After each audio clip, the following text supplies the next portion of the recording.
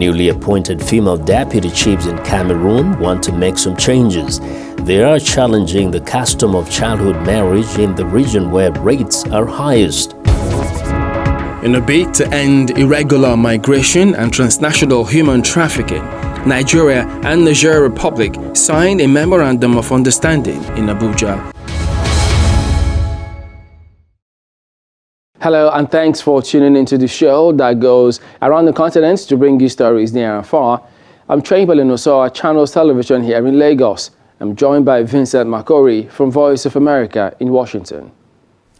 Well, thanks. I'm Vincent Makori at the Voice of America. Happy to be with you again for another edition of Africa 54. Our broadcast still looks a little different because of the global pandemic, but we truly appreciate you staying with us on Africa 54. Let's start off with the latest from Nigeria. Chamberlain Uso in Lagos brings you that story.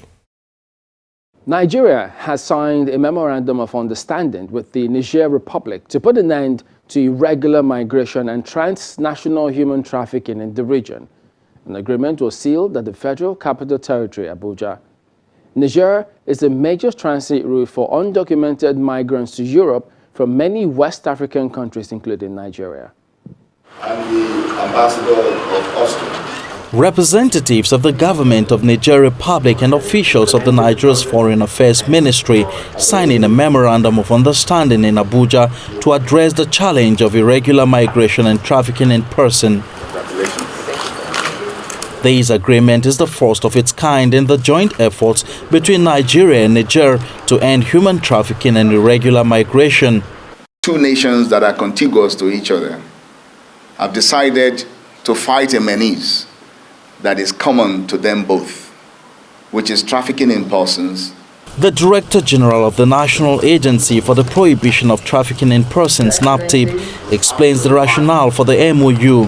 Niger Republic is regarded as a transit hub for many West African nationals whose final destination is Europe through the Mediterranean Sea, while Nigeria has the highest number of nationals in transit in Niger because of the porous land border between Nigeria and Niger. The U.S. Department of State trafficking report for 2020 shows that 232 human trafficking suspects were arrested by immigration officers along the Niger-Nigeria border. To effectively address this menace, this agreement has to be implemented to the letter and as well address the challenges posed by the porous borders. In Sokoto State alone, we mapped over 52 illegal routes through which you can come in and out of Nigeria and Niger Republic. 52 in just one state. So I think it is important that partners, the government of Nigeria involved in the response to trafficking in persons, embrace partnerships and collaboration like this.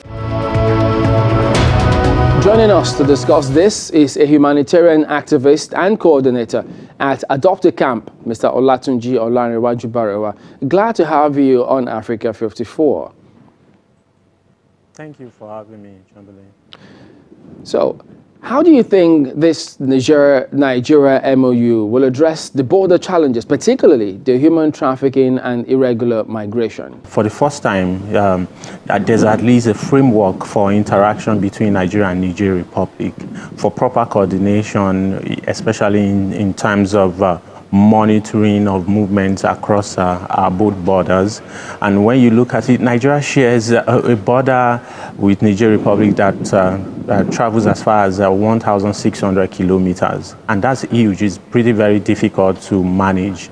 And you see that most people who are caught in irregular migration are actually also victims of human trafficking. And that's been a major problem. It's been unsolved at both sides of the countries. You look at institutional weaknesses in Nigeria and in Niger Republic, the almost lack of security at the border towns that enables people to be trafficked willfully, across the borders. And so this has been a problem for a long time. And ironically, Nigeria and Niger Republic had invested a lot of time and energy in partnership with European countries who try to control irregular migration by externalizing their border controls onto the continent. Niger Republic had, interface with many of these European countries and Nigeria as well. But you find that Nigeria and Niger Republic that shares border, you find a lot of numbers of people cross between Nigeria and Niger Republic through Katsina, Jibia, and you have Congolome, and you have the same thing happens in Jigawa, Megatari, and another part, major community in Yobe through Machina.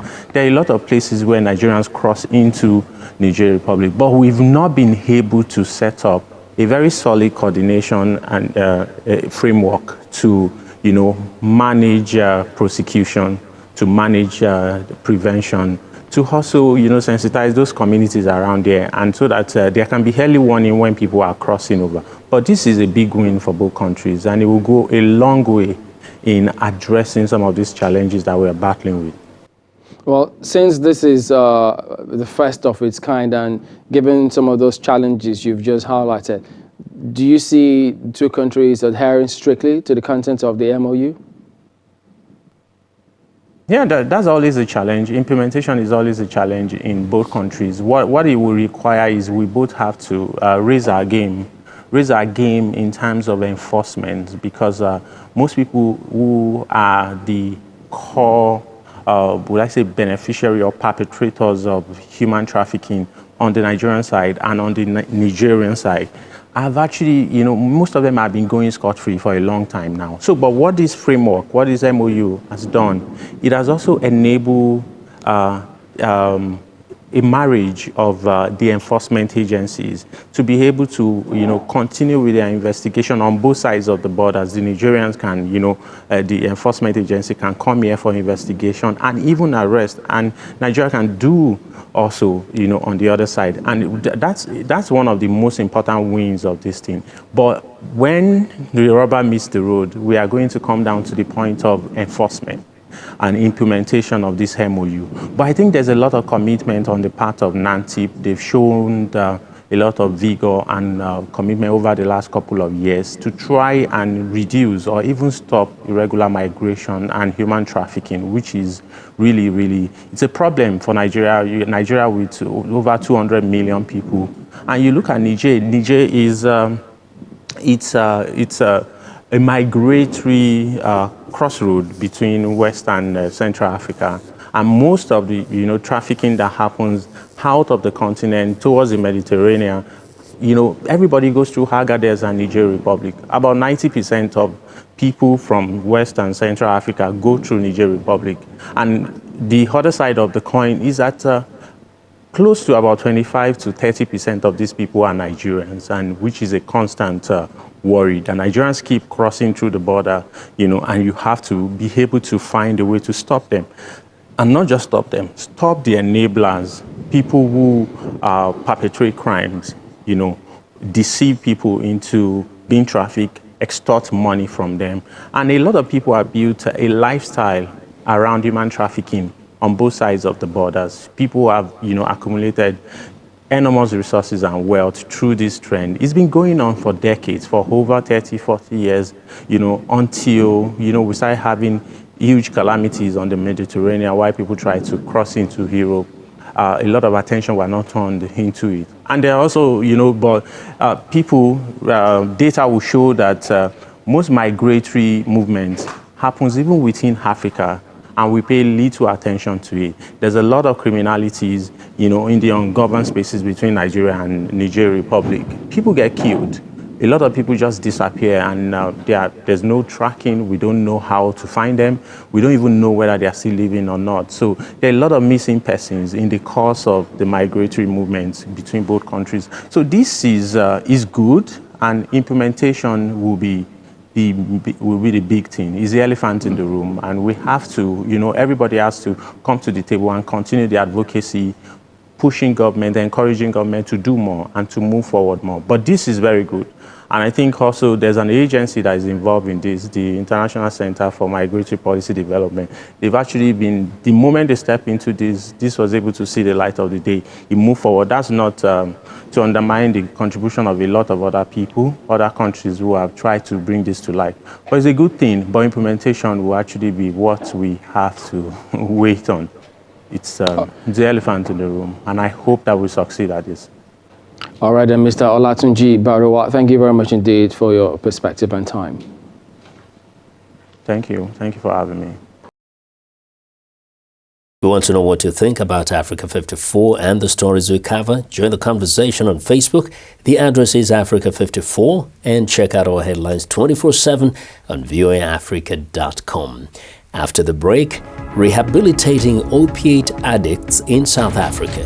Teenagers abusing a cough syrup containing codeine join the rising trend of drug addiction during the pandemic. Welcome back to Africa 54. I'm Vincent McCory in Washington. Experts say South Africa is seeing growing drug addiction among young people during the pandemic. A medical research center found that some teenagers are abusing cough syrup that contains the drug codeine. Franco Puglisi looks at the drug addiction problem and efforts to rehabilitate youth in this report from South Africa, Johannesburg. A once popular sought-after park in Johannesburg, northern suburbs of Norwood, is now littered with hundreds of empty bottles of cough syrup left behind by young codeine drug abusers. An increasing number of teenagers are succumbing to the addictive painkillers, says scientific researcher Sifokasi Dada. There is an escalating phenomenon of teenagers drinking lean, or what we also call CSAP, a mixture of cough syrup that contains codeine or alcohol and soft drinks such as Sprite. The amount of teenagers who are taking codeine has increased over the past years. This is really worrying because teenagers are not even aware of the consequences of misusing codeine. Simon Ramara, a security company owner, wondered where all these bottles came from and became suspicious. Who is bringing in these bottles inside the park? That's when then I decided that I pick up these bottles and then save them somewhere inside the office here. Drug addiction also raises security concern.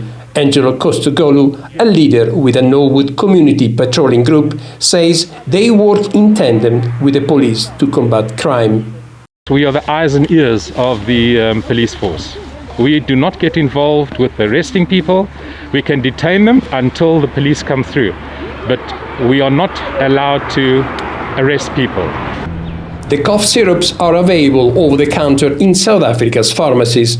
The Pharmaceutical Society launched a codeine care program to ensure a safe and responsible use of the drug. All pharmacies are linked and you have to give your ID number to obtain codeine containing products. So then if I buy it at this pharmacy and tomorrow I go to another pharmacy, they will pop up a red light saying I already got it, and then obviously you won't issue that. But at the moment it's quite easy because you can go to different pharmacies to get the stuff and no one will even know that you got it before. Despite the detrimental impacts of codeine abuse, especially among the youth, challenges of how to combat drug addiction abound. Franco Puglisi for VOA News, Johannesburg. Somalia is home to the world's largest camel population, and artisans are making good use of bones from the camels. For Oloso and his family, carving bones have been their main source of income for decades. He says he is determined to keep the trade and tradition alive. 55-year-old Oloso has endured hardships to keep his trade alive. In 2006, he was shot in the arm by the brother of the owner of the camel bone heap where he sifts for his material. In 1978, in one of Somalia's many periods of war and turmoil, dozens of craftsmen were killed in Mogadishu and another town by gunmen. For years, he carved his bones secretly at home and then took them to markets to sell discreetly. First, I collect the camel bones from near the slaughterhouse. Then I bring them to the garage and workshop. I turn them into sticks, rosary beads, and various other things. Oloso, whose strong hands and arms bear calluses and muscles from his work, learned his craft from his father in 1976. His clients are mostly government officials or wealthy Somalis living abroad. Just one of his painstakingly carved prayer beads can cost around $50 in a country where 7 in 10 people live on less than $2 per day. It's time now for a short break, and as we do, we remind you to visit our website, channelstv.com, for news and programming around the clock. You can also find us at youtube.com/channelsweb.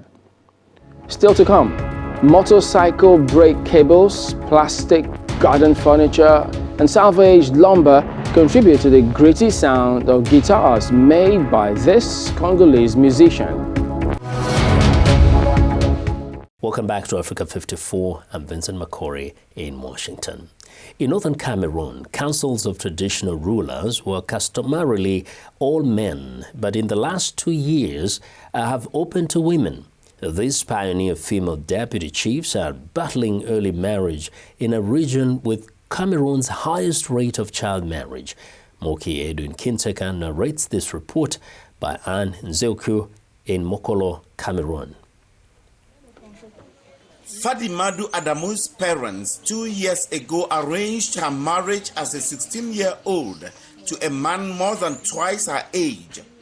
Her husband often beat her, says Adamou, until she was rescued by the region's first female chiefs. I was suffering there. I didn't even have enough to eat. It was Aja Kaigama who gave money to my older sister, Aisatu, who came to take me back here. But in the last 2 years, 11 women like Aja Kaigama Saidu have been appointed as deputy chiefs. Our work with the women, we explain to them how they can go through us to express their needs at the level of the chiefdom, to denounce violence against women. They have problems that they cannot express to men.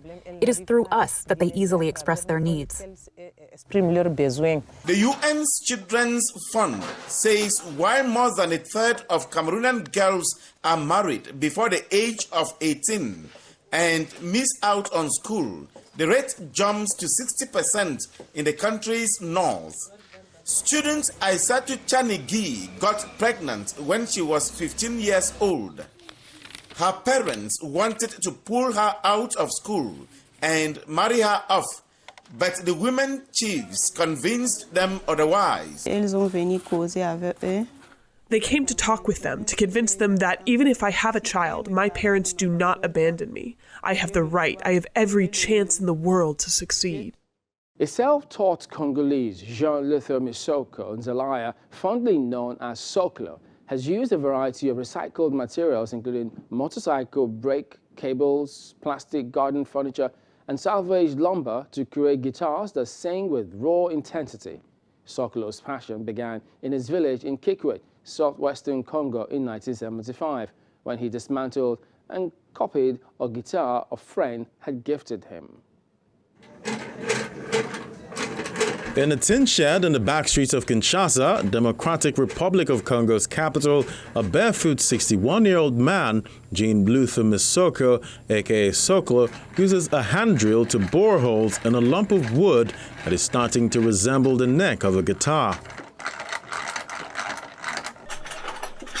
Surrounded by a jumble of broken and half-built guitars and a fading picture of Congo's late dictator, Mobutu Sese Seko, he hammers bits of white plastic chair into it as inlay to help guide players around the fretboard and fixes threads of motorbike brake cables as strings. Our strings are from many places, such as old brake cables from cars and motorbikes, and also, for example, electrical cables. We take them, open them up, and take the cables and stretch them. Soklo's passion began in his village in Kikwit, southwestern Congo, in 1975 when he dismantled and copied a guitar a friend had given him. 3 years later, he moved to Kinshasa, where he sold his first guitar to his cousin. He used negative feedback to improve his craft and finesse his designs. Soon there were fewer complaints, and local and international musicians were flocking to his tin shed. I made many things, and these helped to improve my process and rethink my designs. And the one thing I am proud of all the guitars I have made, I have never gone to a workshop where I can cheat or copy what other people are doing. No, it's my own method.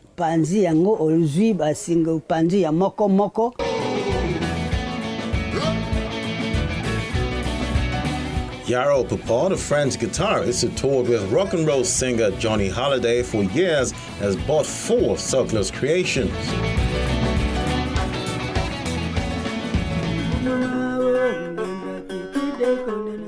Congolese world music star Jupiter Bokonji loves Circular's sound and asked him to go electric. The result, Jupiter said, is far more authentic than top guitar brands, which cost upwards of 20 times more.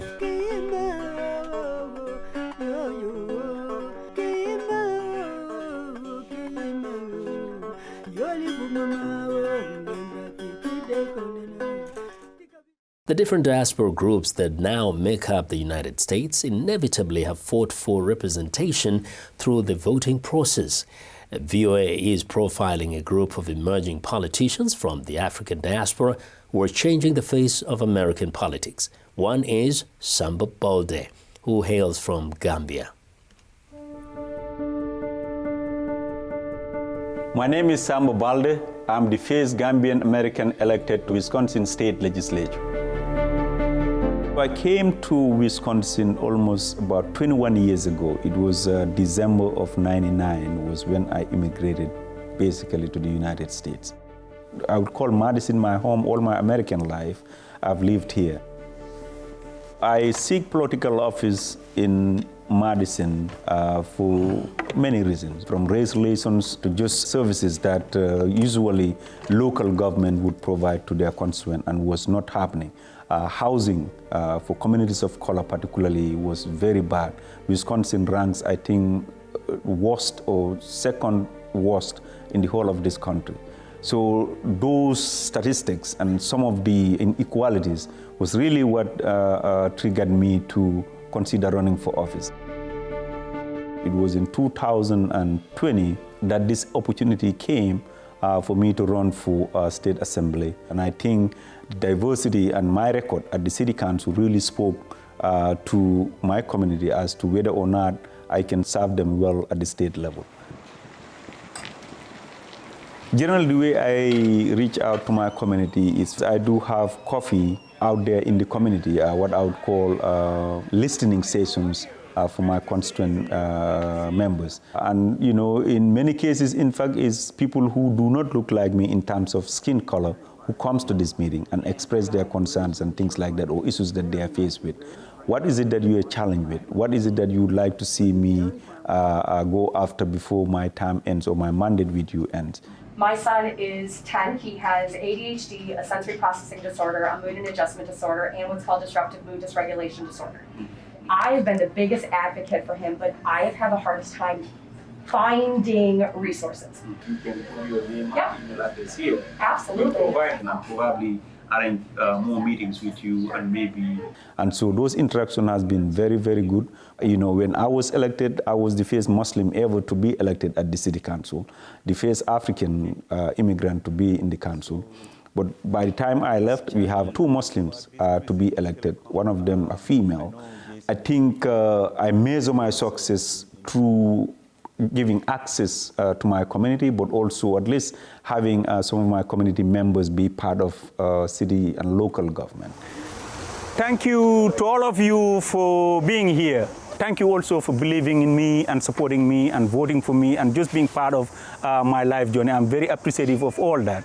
What we would do after every elections, all the elections that I've run, is to organize kind of a thank you get together for our community members, but for my district, but also the immigrant community, particularly to stop by and socialize so I can hear from them, but also say thank you to all of them. So as you can see also, I have some elected officials, but also leaders in the community up here to say something, but also my beautiful wife here, Fadimatou. So obviously without her, I couldn't have been here.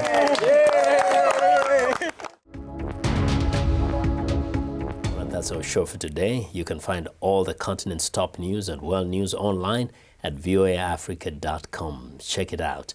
I'm Vincent Makori in Washington. Channels Television has our last word from Lagos. We look forward to bringing you another show next week. Don't forget, channelstv.com is your source for news and other programming. I'm Chamberlain, so thank you for watching. Goodbye.